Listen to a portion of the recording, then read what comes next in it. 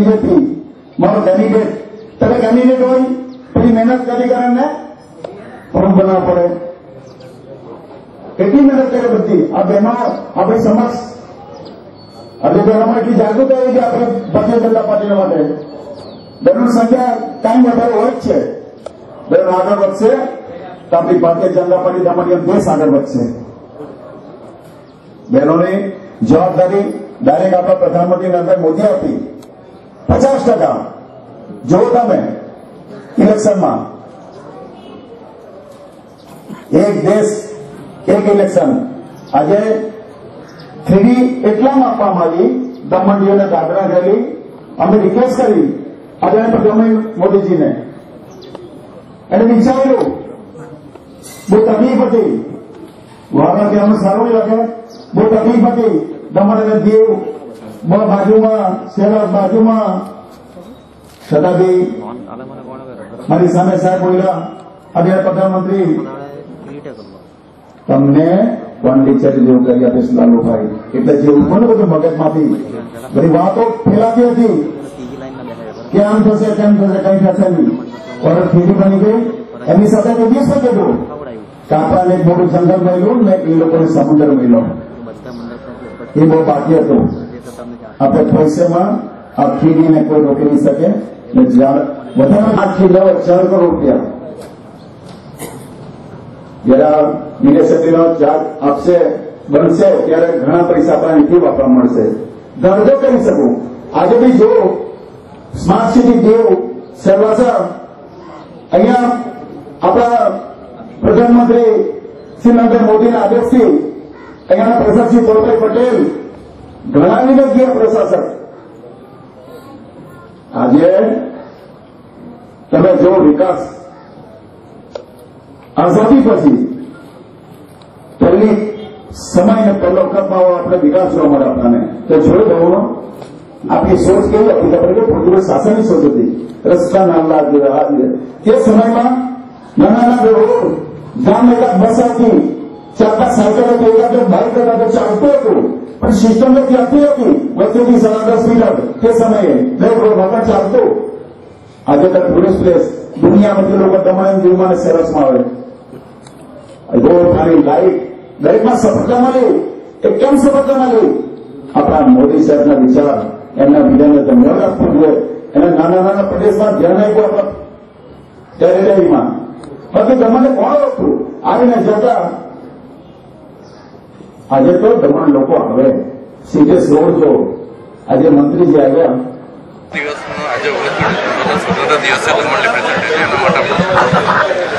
આજે 60મો મુક્તિ દિવસ દમણ જિલ્લા દ્વારા મનાવવામાં આવ્યો છે અને આ મુક્તિ દિને પાર્ટીના પ્રયાસોથી કેન્દ્રમાં પાર્ટીની સરકાર છે સાંસદ ભારતીય જનતા પાર્ટીના છે અને હમણાં જ નગરપાલિકા અને જિલ્લા પંચાયતમાં બી ભારતીય જનતા પાર્ટીનું શાસન સ્થપાયું છે ત્યારે અમે ફક્ત અને ફક્ત દમણમાં દીવમાં અને દાદરાનગર હવેલીમાં વિકાસ અને સુરક્ષાની ગતિથી આગળ વધીશું અને આ વિકાસ ફક્ત એક ક્ષેત્રમાં નહીં પરંતુ શિક્ષાનું ક્ષેત્ર સ્વાસ્થ્યનું ક્ષેત્ર ટુરિઝમનું ક્ષેત્ર ઇન્ફ્રાસ્ટ્રક્ચરનું ક્ષેત્ર અને રોજગારનું ક્ષેત્ર એવા દરેક ક્ષેત્રે અમે વિકાસ કરીશું અને અત્યારે તમે સૌ દમણમાં જોઈ રહ્યા છો અને આ કાર્યક્રમમાં અમારા જિલ્લા અધ્યક્ષ અને સાંસદે પૂર્ણરૂપે જણાવ્યું કે કેટલા વિકાસના કાર્યો પૂર્ણ થઈ ગયા છે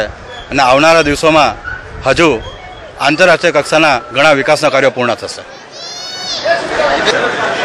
એક બે જગ્યાએ એટલે અમારી પાર્ટીમાં રાખ્યો, મારા એમપી ઓફિસમાં બી રાખ્યો મેં નાનો સર્કલ દર વર્ષે, પણ મેસેજો મળે કે સરકારી સ્કૂલોમાં આ વખત બંધ, કે એનું કારણ એક જ છે કોરોનાને ધ્યાનમાં રાખીને આ બધું કરવું પડે એટલા માટે કર્યું ભારત સરકારના નિયમ મુજબે, એમાં કોઈ એ નથી. પછી આવતા વર્ષે કોરોના જો મુક્ત થાય, આમ તો મુક્ત છે જ દમણડીમાં, આટલું બધું નથી આપણી પાસે. એટલે તમે માસ્કોની વાત કરીને તો માસ્ક બી પહેરવું જરૂરી એવું નથી, માસ્ક તો આખી લાઈફ પહેરે તો બી ચાલે, કારણ કે અમુક જગ્યાએ ગંદકી હોય, આ તે હોસ્પિટલમાં ડૉક્ટરો પહેરે જ છે, પણ તે કંઈક નહીં પહેરાયા તો ફરી પાછા પહેરી લે. પણ આપણે દમણ, દીવ અને દાદરા ખરેખર કોરોના મુક્તિ કહેવાય. આમ જોવા જઈએ તો કંઈ નથી. પછી બી બેને જેવાનું બી સારું નહીં, આમ બહોશથી જીવવું પડે. કોરોનાનો વિચાર કરીને જીવશું તો આપણને ઓર ઘણો વધારે આવશે. થોડુંક તાકાતથી વિશ્વાસથી બી જીવવું પડે, એટલે કોઈમાં એ નહીં મળે. ને આજનો આજે 60 વર્ષની પહેલી વાત કરું તો જ્યારથી આ પ્રોગ્રામ ચાલે, આજે મનાવવામાં આવે મુક્તિ દિવસ, પણ આજે જે અત્યારે 2-3 વર્ષથી મુક્તિ દિવસ ઉજવવામાં એમાં ઘણો ફરક છે આપણી પાસે. એ કેમ કે આપણા આદરણીય પ્રધાનમંત્રી, દેશના વડાપ્રધાનના આશીર્વાદ, અહીંયા આપણા પ્રસાદ પહુભાઈ પટેલ, એમની ટીમ ને અમારા જેનો બધો સહયોગ, આજે વિકાસ દેશમાં તો થાય છે, એની સાથે સાથે દમણ દીવ અને દાદરાનો વિકાસ બી થાય છે. તમે જોવા છે એટલે આજ તો વધારે 60મા વર્ષગાંઠ જે ઉજવી રહ્યા અમે મુક્તિ દિવસ, એ તો બધા કરતાં યાદગાર કહેવામાં આવે કે પહેલેથી ધીરે ધીરે વિકાસ થતા આજે પૂર્ણ વિકાસની રૂપમાં દમણ દીવ અને દાદરા કરેલી ચાલી રહ્યું, આખા દેશમાં બી ચાલી રહ્યું, એટલે એકદમ વધારે ખુશી અમને આજે. નહીં, જો મને કોઈ ખ્યાલ નહીં આવ્યો, એને થશે તો એના માટે ચર્ચા બેસીને કરીશું. એના માટે કેમ છે એનું તો પછી કરીશું. આજે મને કોઈ એવો મેસેજ મળ્યા નથી, ને મળશે તો એના માટે કંઈ કરીશું આપણે. કારણ કે આ તો 19 ડિસેમ્બર આપણો મેન છે. દમણ દીવ જે આઝાદી મળી, પોર્ટુગલ શાસનમાંથી મુક્ત થયા, જેણે નાની અનામી એણે જે આપણને મદદ કરી, એમને સલામ આપવું જોઈએ આપણે. ખરેખર રિયલી એનાથી આપણે અહીંયા છે. બાકી લોકો જે મહેનત કરી ત્યારે કોઈ સંચાલકની સાધન નહીં હતું. અત્યારે તો આખી દુનિયા મુઠ્ઠીમાં છે. તે તો ઘરે ઘરે લાકડી લઈને કરતા, બહુ પોતાના હાથથી લડતા. આજે તો ટેકનોલોજી, પણ તે સમયનો આજે યાદ કરવાનો. એ લોકોને સલામ, એ લોકોના પરિવારને બી મારા તરફથી ને તમારા બધા તરફથી, દમણ દીવ તરફથી એમને ધન્યવાદને પાત્ર છે લોકો. क्या बोलेंगे, क्योंकि हमारा वो एक से स्वतंत्रता दिवस है. मुझे बोलना तो है कि मुझे पता भी नहीं है, तो मैं उसके जांच करूंगा, बैठूंगा, बोलूंगा. नहीं होते तब बाद में कैसा रास्ता निकाल के छुट्टी देना चाहिए. हमारे लिए वो स्वतंत्रता दिवस वही है. नहीं, बराबर आपकी बात भी सही है, लेकिन ज़्यादा हमको पता भी नहीं चला. इसके बारे में हम बैठक करेंगे. मतलब आप लोगों से कोई चर्चा नहीं की? नहीं, अभी चर्चा करेंगे. आया तो जो कोई भी चीज सामने आती है उसकी चर्चा होती है, जो होती है उसकी जो काम होता है उसकी चर्चा नहीं होती है. जो नहीं होती है चर्चा होती है, तो चर्चा करेंगे हम लोग. बराबर. मतलब आप लोगों से या किसी से पूछा नहीं किया? प्रशासन ने अपने स्तर पे भले किया तो कोई बात नहीं, हम बैठक करेंगे. कोई रास्ता निकाला कि बीच का रास्ता तो होता है ना कभी.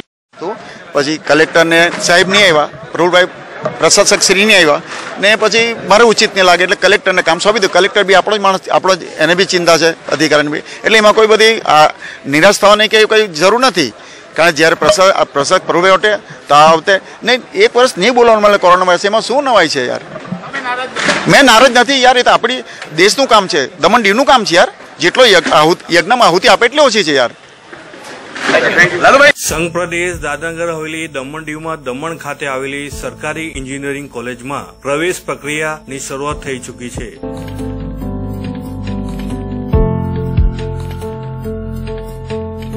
પ્રદેશમાં દમણ ખાતે માનનીય પ્રધાનમંત્રી શ્રી નરેન્દ્રભાઈ મોદીના વરદ હસ્તે સરકારી એન્જિનિયરિંગ કોલેજનું શિલાન્યાસ ગત 24 ફેબ્રુઆરી 2018ના રોજે તેમના દ્વારા કરવામાં આવ્યું હતું.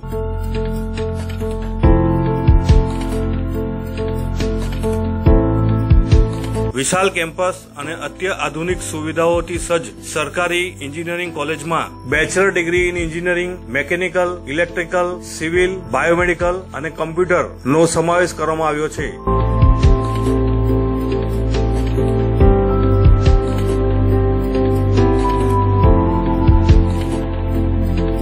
આ ચાલુ એકેડેમિક યર 2020 અને 2021 માટે દમણની આ સરકારી એન્જિનિયરિંગ કોલેજમાં પ્રવેશ પ્રક્રિયાની શરૂઆત થઈ ચૂકી છે, જેમાં bachelor degree in civil engineering, bachelor degree in mechanical engineering, bachelor degree in electrical engineering, bachelor degree in computer engineering અને bachelor degree in biomedical engineering, આ તમામ ઉપરોક્ત જે કોર્સ છે તેના માટે 60 જેટલા વિદ્યાર્થીઓની કેપેસિટી છે. 4 વર્ષનો કોર્સ છે.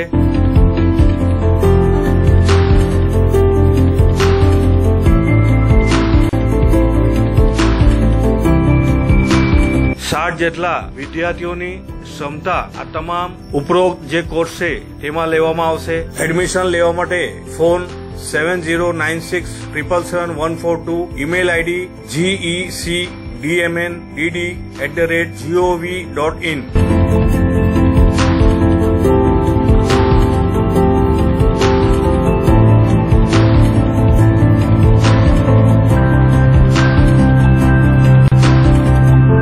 For admission, please visit the website www.dhtednh.in.